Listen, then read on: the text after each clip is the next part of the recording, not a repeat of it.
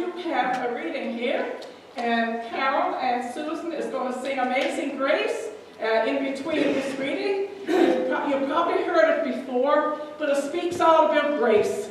And grace is God's unmerited favor for each and every one of us tonight.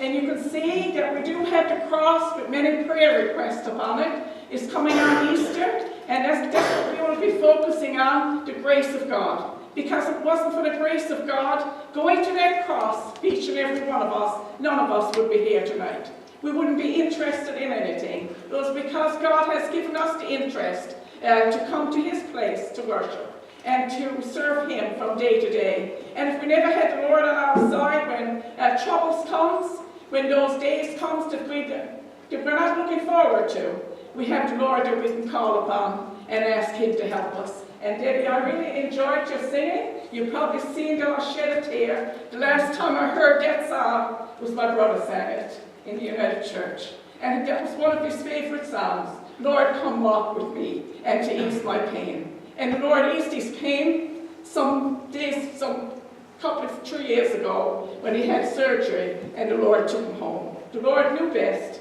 and he eased his pain by taking him home. Sometimes our prayers is not always answered the way that we want them. We still want our loved ones to be here on earth with us, but sometimes the Lord sees best, and he takes them home to be with himself. So tonight we're singing about grace. We're still living in the day of grace, and we thank God for that, because grace is flowing like a river. Many times we sing, and many more people can enter into that relationship with him because of the word grace, that God's unmerited favor. So I have a little reading, as Carol and Susan will stand, and they'll sing Amazing Grace. This story is about a young man who was studying the Word of God and was asked to define the word grace. Now, this young man had been saved by God's grace, but in his heart, he just didn't have the words to explain what it meant. So he went to his father, and he said, "Father, tomorrow, I must answer a question in front of my classmates. Just what is the meaning of grace?"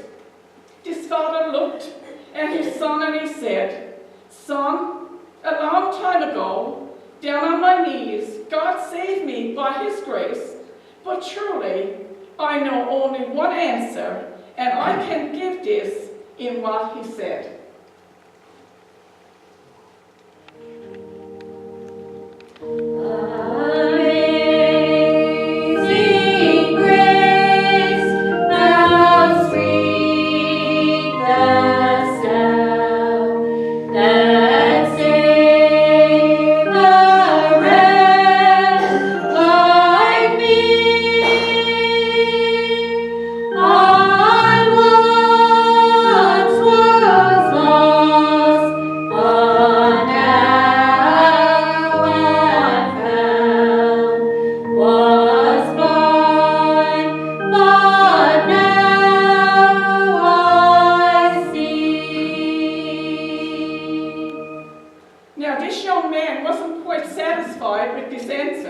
So naturally, he turned to his mother.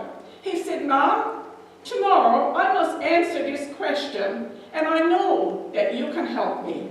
Just what is the meaning of the word grace?" This mother looked through tear-dimmed eyes. She said, "Son, it's been many years since God saved me by his grace, and that I taught you to be the man that you are today. But truly, I know only one answer, and this is what she said." God's grace that taught my heart to fear, and grace my fears relieve, and precious gift that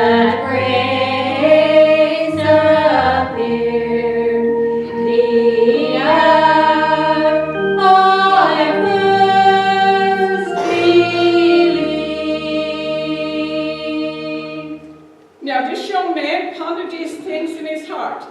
On the next day, he returned to the class, and the professor said, "Now, son, we'd like for you to stand and tell this class just what you think of the meaning of grace." He arose to his feet. With the Spirit of God in his heart and tears in his eyes, he said, "Yes, sir, today I know the meaning of the word grace," and this is what he said. Through